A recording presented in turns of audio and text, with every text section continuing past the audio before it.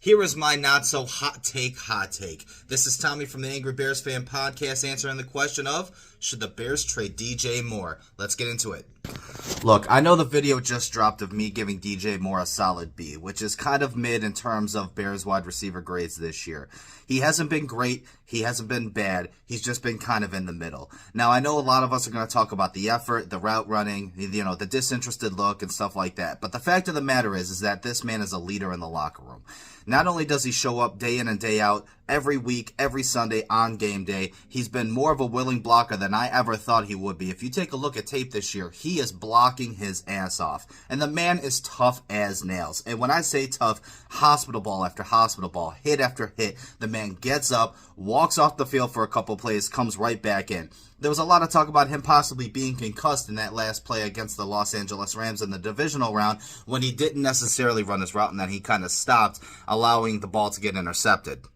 And then there's the issue of, do we really know what we're getting from Rome Odunze moving forward? Now, I like Rome Odunze. I thought he was a solid pick at number 9, but the fact of the matter is this man has more drops than I can possibly think of. He has the most drops out of any of the wide receivers for the Bears. Rome Odunze we're talking about. Yes, he's a young player and he can grow, he can progress, but Rome Odunze is going to have more trade value than DJ Moore will if you're trying to land a big superstar such as Max Crosby. I know there's some other stuff that has to be involved in terms of cap and everything else like that, but if you're the Las Vegas Raiders, you're going to want a younger Rome Odunze in a trade than you are going to want DJ Moore. And like I said, we don't know what we're getting with Rome Odunze yet. He hasn't stepped into that number 1 role and taken it away as much as we all thought he would, which is kind of why I'm hesitant on trading DJ Moore, because DJ Moore at least is Mr. Consistent. You saw what he was able to do with bad quarterbacks throughout his career in Carolina, going for 1,000 yards every single year. And I know he had a huge drop-off this year in terms of catches. Last year he had 90, 95 catches. This year he only had about 60. And a lot of that does have to do with the fact that, you had the emergence of Rome Odunze, you had the emergence of Luther Burden, Colston Loveland, stuff like that. There are a lot of mouths to feed on this offense.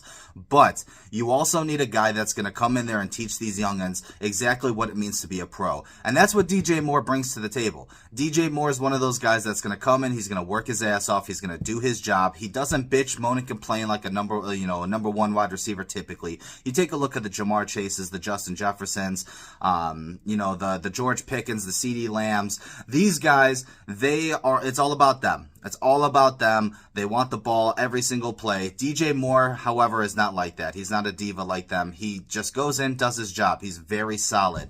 So I would not want to see DJ Moore trade, but I would understand it. So I'm going to say no. The Bears do not trade DJ Moore this offseason.